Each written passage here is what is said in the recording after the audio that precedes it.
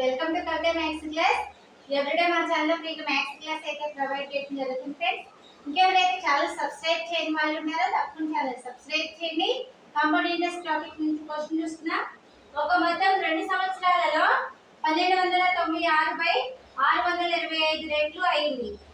వడ్డీని ప్రతి 6 నెలలకు ఒకసారి కాంపౌండ్ హాఫ్ ఇయర్లీ కలిపితే వార్షిక వడ్డీ రేటు ఎంత అనేసి అడుగుతున్నారు. ఈ ప్రాబ్లమ్ ని జస్ట్ 2 మినిట్స్ లేదంగా సాల్వ్ చూద్దాం. ఇక్కడ మనకి క్వశ్చన్ లో ఏమి ఇచ్చారంటే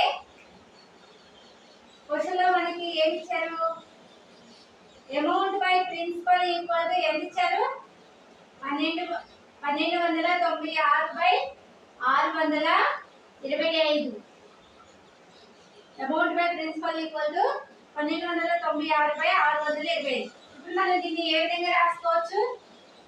a/t equal to 6/5 whole power 4 గా రాసుకోవచ్చు.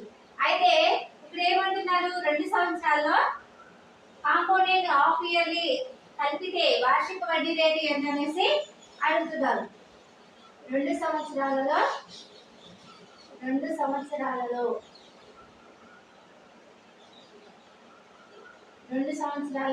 హాఫ్ ఇయర్లీ అనేసి అడుగుతున్నారు.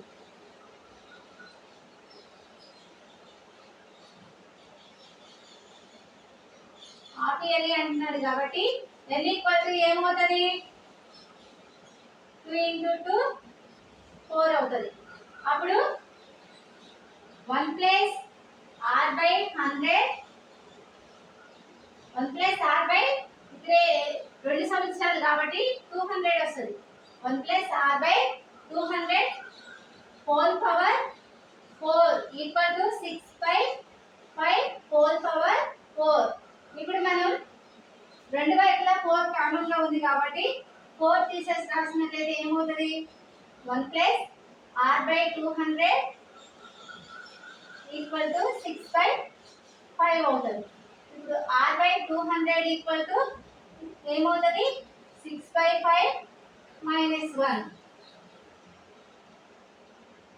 r/200 ఈక్వల్ టు ఎంత వస్తుంది మనకి? 1/5 వస్తుంది.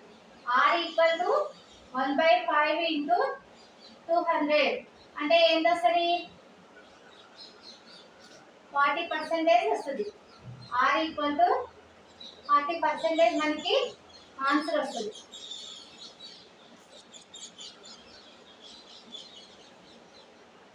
r ఈక్వల్ టు ఎంత వచ్చింది మనకి? 40%. ఓకే ఫ్రెండ్స్, ఒకసారి చూసుకున్నట్లయితే amount by principal equal to 1296/625. ఇప్పుడు దీన్ని ఏ విధంగా రాసుకున్నాం? 6/5 హోల్ పవర్ 4 గా రాసుకున్నాం. ఇక్కడ ఏమంటున్నాడు? 2 సంవత్సరాల్లో హాఫ్ ఇయర్లీ కలిపితే అనేసి అంటున్నాడు. 2 సంవత్సరాలలో హాఫ్ ఇయర్లీ కాబట్టి ఎన్నప్పుడు ఎంత అవుతుంది? 2 × 2 4 అవుతుంది. 1 ప్లస్ ఇక్కడ 2 సంవత్సరాలు కాబట్టి ఫార్ములా ఏమొస్తుంది? 1 + r/200 whole power 4 equal to 6/5 whole power 4. ఇప్పుడు వాల్యూ చేసినట్లయితే r విలువ ఎంత వచ్చింది? r విలువ వచ్చేసి 40%. ఇది మనకి ఆన్సర్ అవుతుంది. ఓకే ఫ్రెండ్స్, ఇలాంటి ఈజీ టిప్స్ కోసం తప్పకుండా ఛానల్ సబ్స్క్రైబ్ చేయండి. వీడియో నచ్చినట్లయితే లైక్ చేయండి. Thank you friends.